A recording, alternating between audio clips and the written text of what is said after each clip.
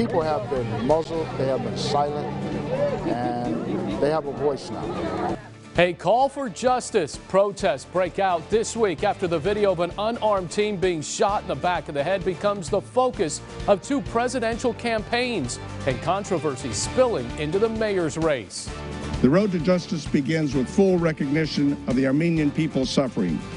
A historic vote on Capitol Hill. Members of the House of Representatives sending a strong message to the world by overwhelmingly passing the Armenian Genocide Resolution.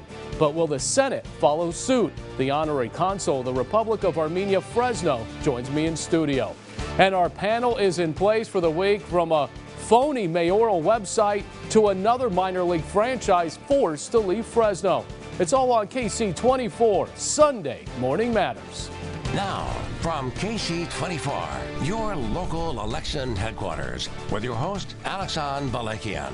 This is Sunday Morning Matters. And good Sunday morning. Thanks for joining us. I'm Alexan Balakian. I invite you to join the conversation on social media at Real Alexan. Use the hashtag Sunday Morning Matters. Along the way, Fresno City Council member Gary Bredefeld in studio on the unveiling of a new Veterans Memorial at City Hall. But we begin with protesters calling for justice. Enough is enough. Stop the lies. Outrage over the 2017 police shooting of unarmed teen Isaiah Murrieta Golding spilling into the streets of downtown Fresno this last Monday night. Murrieta Golding was a suspect in a murder case and ran from police when he was shot in the back of the head by Fresno Police Sergeant Ray Villalbazo. Demonstrators are calling for justice and want the officer to be held accountable. Presidential candidates Joe Biden and Bernie Sanders have referenced the shooting on their campaign trails. The officer has been cleared of any wrongdoing. The shooting was ruled justified by 3 agencies, including the Fresno County District Attorney's Office. And that controversy isn't the only focus of the mayor's race. Candidates Jerry Dyer and Andrew Janz are calling for an investigation into a phony website created to redirect Andrew Janz supporters to a fundraising portal for Dyer's campaign. The site has been deactivated, but was called janzformayor.com. The author of the website has managed to stay anonymous to this point. The former police chief, Jerry Dyer, releasing a statement in part, quote, "We strongly condemn this attempt to deceive the voters and provoke negative attacks, and we support a complete investigation." Let's now bring in the Fresno County prosecutor running for mayor, Andrew Janz. Andrew, how are you, sir? Hey, Alexander, good to be here. Well, let's begin with the phony website here. Has your campaign team been able to track down the identity of the author of this website? Sure. Well, first, I just wanted to say that we were very happy to see Jerry come out very strongly and in condemning the website and joining my call for a full investigation. I think that, I talked to him this week, I think that it doesn't make any of us look good, and we're trying to have a real debate here on the issues that people care about here in the city of Fresno. But what about the identity? Are you going after it? Well, that's going to be up to the Attorney General. They're going to hopefully look into that. I'm focused on my campaign and how we're going to make Fresno a better place. But has the Attorney General reached out back to you after you sent him a letter? Well, we sent him the letter on Monday, and I haven't had a chance to talk to my attorneys yet today. So as far as I know, they haven't reached out to us yet, but I know that they're aware of our call for the investigation. Well, we know there's laws against voter fraud, of course, but the author of this website has been on several reports saying it was all a joke. I'm exercising my First Amendment right. What do you say to that? You know, Jerry and I talked about this. We're trying to have a real debate on the issues, and with what's going on around the country with people not trusting what they read on the internet, with what's going on with respect to people not believing what they read in the newspapers. It's very important that we have a fair and clear and transparent discussion about where Jerry and I disagree or agree on issues. And so I think that in this day and age where you have people putting up fake websites and things like that, it's bad for democracy, it's bad for the discussion, and it could become dangerous. We've seen people go out there and exact violence on fake news, basically. So you want to see this guy prosecuted? Absolutely. Okay. I want to move to the Murrieta Golding. What do you make first? You saw the protesters at the start of the show here calling for justice. The new vantage point of the shooting has been splashed across television sets and newscasts across the country. You've seen it yourself. The police chief coming out this week saying, I am open to a federal investigation. Do you want to see that? Your office ruled this justified. Okay, there's a couple things there. First off, I mean, this is a tragedy. It's a tragedy for everybody involved, but especially for Isaiah's family and having to go through this 2 years ago and then relive all of it on TV just in the last couple of weeks. I can't imagine what it's like for mom and dad and what they're going through. And so my thoughts and prayers are with them and anyone else caught up and involved in this case.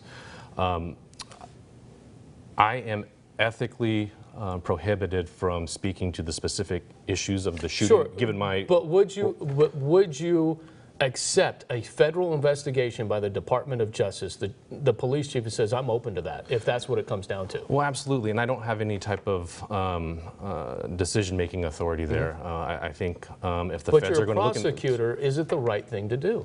Well, here's the thing. So I was not the prosecutor that was assigned to investigate and look at the shooting and determine whether or not it was a fair... But you've seen the video.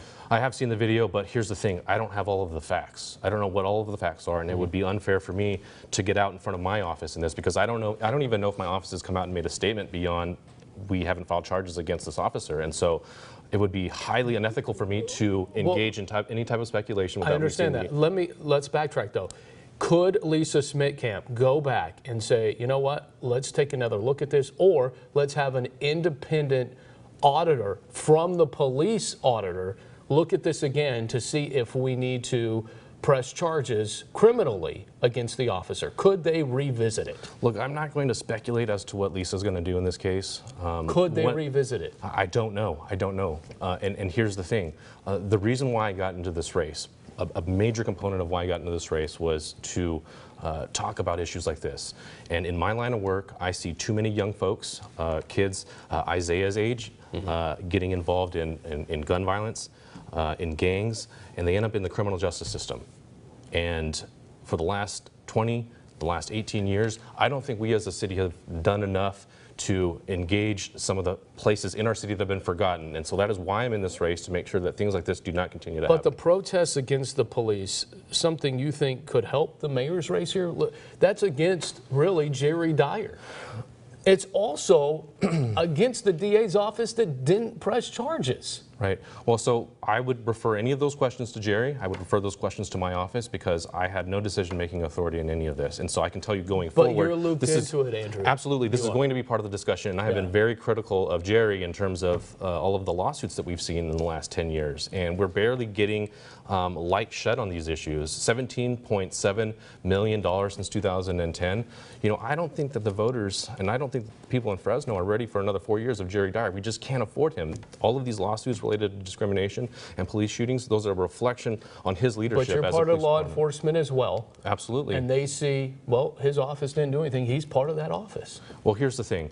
We're a big office, and there are different roles depending on what type of prosecutor you are in that office. And as I just mentioned to you today... Well, I get what you're saying, but let me say this. Police, in a case that you're prosecuting, the man that was seen in the downtown streets with a knife after stabbing 2 people, police showed great restraint against that guy right there. They could have shot and killed him because he lunged at police. You're actually, and his name is Arturo Acosta, you're actually prosecuting him. Absolutely, and I'm glad that you brought this up because this is a case that I can talk about because I am the assigned attorney, and there's already been a public discussion about this case. There's also facts in the record because of some preliminary hearings that we've had in this matter, and a bail hearing. The fact is, this is a case where we had a gang member that was on methamphetamine going around stabbing homeless people who were the victims, and we have actually one of the folks who was a good Samaritan, a homeless man, tried to stop this individual who was stabbing people. And he's really a good Samaritan. He's the hero of all of this. And here's the thing. I was very public about the fact that this is exactly how we want our officers to react in a situation like this, using de-escalation tactics. They use a number of techniques to bring this guy down, non-lethal force. Okay, and so that's what we want. We got to wrap at that, but at the end of the day, people, the voters out there are going to say, why didn't they use those same tactics 2 years ago? And that is a fair question for them to ask. Yeah. Andrew Janz, appreciate the time. Thank you. All right.